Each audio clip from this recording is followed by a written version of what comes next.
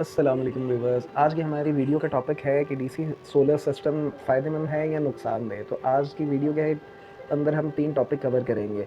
इसका फ़ायदा है या नुकसान, और आपको किन चीज़ों का ख़्याल रखना चाहिए इसके अंदर ख़ास, और इसके अंदर किस किस्म का मटेरियल यूज़ हुआ है। ये पिछले साल रमज़ान के अंदर हमने सोलर सिस्टम लगाया था और 1 साल पूरा हो गया है इस साल रमज़ान के अंदर। तो हम आपको बताएँगे कि इसके अंदर हमारी कितनी मेंटेनेंस वगैरह की कॉस्ट आई और क्या तरतीब थी। इस डीसी सोलर सिस्टम के अंदर अक्सर लोगों को एक परेशानी का सामना करना पड़ता है कि वो जो स्विच बोर्ड वगैरह बटन यूज़ करते हैं वो हीट होके मेल्ट हो जाते हैं। तो हम कोशिश करेंगे कि आपको तमाम चीज़ों से आगाह करें। और अगर कॉस्ट की बात की जाए तो जब से हमने ये सिस्टम इंस्टॉल किया है, मैंने तब से जो सामान लगाया अभी तक वही यूज़ हो रहा है। जैसे PWM, MPPT, battery, breaker, lights वगैरह, स्विच बोर्ड, सभी चीज़ें।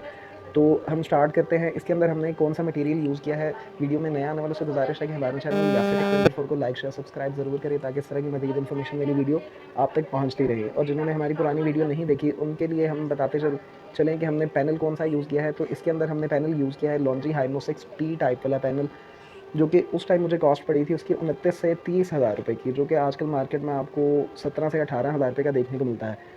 और बैटरी की बात करते चले तो 100 एम्पेयर की फोनिक्स की बैटरी हमने यूज़ की है।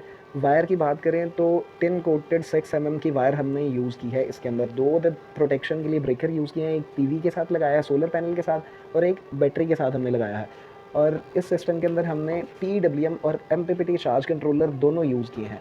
अब ये दोनों यूज़ करने की वजह क्या है कि MPPT चार्ज कंट्रोलर की खासियत ये है कि सोलर प्लेट के जो 50 वोल्ट होते हैं, बैटरी को चार्ज करने के लिए हमें चाहिए 12 से 15 वोल्ट, बाकी बचते हैं 35 वोल्ट की, उसको ज़ाया नहीं करता, उससे भी एम्पेयर में कन्वर्ट कर देता है, बूस्ट करके बैटरी को जल्दी चार्ज करता है। मिसाल के तौर पे जैसे सोलर प्लेट के जो वोल्ट एम्पेयर होते हैं वो 12 होते हैं, तो ये जो वोल्ट को एम्पेयर में कन्वर्ट करके बूस्ट करता है, तो ये 20 से 30 एम्पेयर तक की पावर से बैटरी को चार्ज करने की सलाहियत रखता है। अब MPPT के अंदर डीसी लोड चलाने की सलाहियत भी होती है, तो हमने इसे डीसी लोड ना चलाते हुए हमने PWM चार्ज कंट्रोलर लगाया है, जिसे हम डीसी लोड चलाते हैं। और आपने किस चीज़ का ख्याल रखना है इसके अंदर, तो एक चीज़ आपने नोट करनी है। इस टाइम जो हमारा MPPT है वो हमें दे रहा है 3.4 से 5 एम्पेयर, और बैटरी आप देख रहे हैं कि इस टाइम तकरीबन फुल है, 13.9 पे है। खिज़र भाई, ये PWM अगर आप बंद करें तो हम अपने व्यूवर्स को दिखाएं कि इसका जो ख़ास पॉइंट है वो आपने क्या चेक करना है कि जब आप इसका लोड बंद कर देंगे तो इसे कट ऑफ करना चाहिए, जिसकी वजह से आपकी बैटरी को हीट नहीं करेगा और उसे ख़राब नहीं करेगा। करें इसको बंद। हाँ जी, तो जैसे आप बंद करो दोबारा, तो जैसे कि आप देख सकते हैं कि हमने PWM चार्ज कंट्रोलर बंद कर दिया है, और इस टाइम तकरीबन 1:30 से 2 बजे का टाइम है। तो इसने एम्पेयर वाले मीटर के अंदर देखें उसको 0 कर दिया है, यानी कि अब इसने बैटरी की चार्जिंग को रोक दिया है, अब ये बैटरी को चार्ज नहीं कर रहा। ये बहुत ख़ास पॉइंट है, आपने इस चीज़ का लाजमी ख्याल रखना है कि जब आप नया सिस्टम इंस्टॉल करें तो आपकी बैटरी के कट ऑफ वोल्टेज सेट होने चाहिए। उसका फ़ायदा क्या होगा कि बैटरी को ओवर चार्ज नहीं करेगा, जिससे आपकी बैटरी की लाइफ बढ़ जाएगी और आपका सिस्टम ज़्यादा देर तक चल सकेगा। ये तो बात हो गई थी MPPT की। अब PWM चार्ज कंट्रोलर का हमें क्या फ़ायदा है, तो वो भी आपको बताते चले। खिज़र भाई, ये PWM चार्ज कंट्रोलर दोबारा ऑन करें। हाँ जी, तो जैसे कि आप देख रहे हैं हमने PWM चार्ज कंट्रोलर ऑन किया तो ये दोबारा लोड लेने लग गया है। इसकी ख़ास बात ये है कि जैसे एक प्लेट आपको 12 एम्पेयर से लेके 30 एम्पेयर तक बूस्ट कर देती है MPPT की मदद से। तो अगर सर्दियों के अंदर आपकी लोड कैपेसिटी कम हो जाती है तो ये उसको मैनेज भी कर लेता है। जैसे कि सर्दियों के अंदर पंखे तो बंद हो जाते हैं, सिर्फ लाइटें वगैरह, चार्जर, इस तरह की चीज़ें यूज़ होती हैं, तो उसके लिए आपको ज़्यादा एम्पेयर वगैरह की ज़रूरत नहीं होती, तो ये खुद ब खुद उसको मैनेज कर लेता है। और PWM की बात करते चले तो इसकी खासियत क्या है, ये जो डिजिटल मीटर वाला PWM चार्ज कंट्रोलर है, ये क्या करता है कि जब आप लोड यूज़ करते हो रात के टाइम, जब आप बैटरी से बैकअप लेते हो, तो ये बैटरी जब आपकी यूज़ होती रहती है और 11 वोल्ट तक आ जाती है तो ये अपने आप ही कट ऑफ कर देता है। उससे आपको फ़ायदा क्या होता है कि आपकी बैटरी डीप डिस्चार्ज नहीं होती, जिसकी वजह से आपकी बैटरी की लाइफ बढ़ जाती है। 2 पॉइंट हमने आपको जो बताए हैं, एक जो MPPT बैटरी को कट ऑफ कर देता है, ओवर चार्ज नहीं होने देता, और ये PWM चार्ज कंट्रोलर जो कि डिजिटल मीटर वाला है, ये आपकी बैटरी को डीप डिस्चार्ज नहीं होने देता। अगर आप बैटरी को डीप डिस्चार्ज करते हैं, 10 वोल्ट से भी नीचे ले जाते हैं और कंटिन्यूसली आप इस तरह करते रहते हैं मुसलसल, तो आपकी बैटरी 4 से 6 माह के अंदर डेड हो जाएगी। और अब आपको हम दिखाते हैं अंदर वाला मटीरियल। अब जिस तीसरे पॉइंट का हमने आपसे ज़िक्र किया था कि जो बटन वगैरह मेल्ट हो जाते हैं, तो मैंने ये जो स्विच बोर्ड यूज़ किया है, इसके अंदर ख़ास बात क्या है, ये ओपल कंपनी का स्विच बोर्ड है।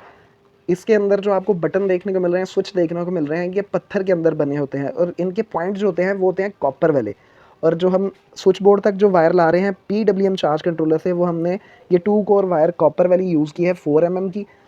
और जब से हमने ये सिस्टम इंस्टॉल किया है, ये 2 लाइटें हमने यूज़ की हैं इसके अंदर। एक बर्गर वाली लाइट है और एक लंबी पट्टी वाली DC लाइट है। तकरीबन 1 साल होने लगा है हमें। और बर्गर वाली लाइट तो हमने बाद में लगाई थी। जो लंबी पट्टी वाली लाइट है वो हमने तकरीबन 1 साल से यूज़ कर रहे हैं, और बर्गर लाइट यूज़ करते हुए हमें तकरीबन 4 से 6 माह होने वाले हैं। और कॉस्ट की बात की जाए तो इसके अंदर ज़ीरो मेंटेनेंस कॉस्ट आई थी हमें। अब बात करते चलें इसकी मेंटेनेंस कॉस्ट की, तो ज़ीरो मेंटेनेंस कॉस्ट आई है हमारी इसके ऊपर। जब का हमने ये सिस्टम इंस्टॉल किया है, ना तो हमने स्विच बोर्ड चेंज किए हैं, ना हमारा स्विच बोर्ड मेल्ट हुआ है, ना हमने PWM चार्ज कंट्रोलर चेंज किया है, ना हमने MPPT चार्ज कंट्रोलर चेंज किया है, ना हमने ब्रेकर चेंज किया है। हमने जिस चीज़ का ख्याल रखा है, ये लेड एसिड बैटरी होती है, हमने नॉर्मल पानी के बजाय जो कंपनी वगैरह का आता है पानी बैटरी के लिए तेज़ाब जो आता है, हमने वो यूज़ किया है। और 1 साल के अंदर ये हमारी दूसरी बॉटल है जो हम यूज़ कर रहे हैं। 1 से सवा महीने के बाद जाके हमें कुछ पानी इसके अंदर फिल करना पड़ता है। उम्मीद है हमारी ये वीडियो आपको अच्छी लगी होगी। इसके अंदर जो हमने 3 टॉपिक कवर किए थे, वो इसकी चीज़ों की इन्फॉर्मेशन दी कि हमने मटेरियल कौन सा यूज़ किया है, और MPPT के कट ऑफ वोल्टेज जो होते हैं बैटरी के लिए जो यूज़ होते हैं, उसका आपने ख़ास ख्याल रखना है। या जब आप नया सिस्टम इंस्टॉल करते हैं तभी आप चेक कर सकते हैं। अगर आप गौर करें तो आपको इसके ऊपर 2 मीटर देखने को मिलते हैं।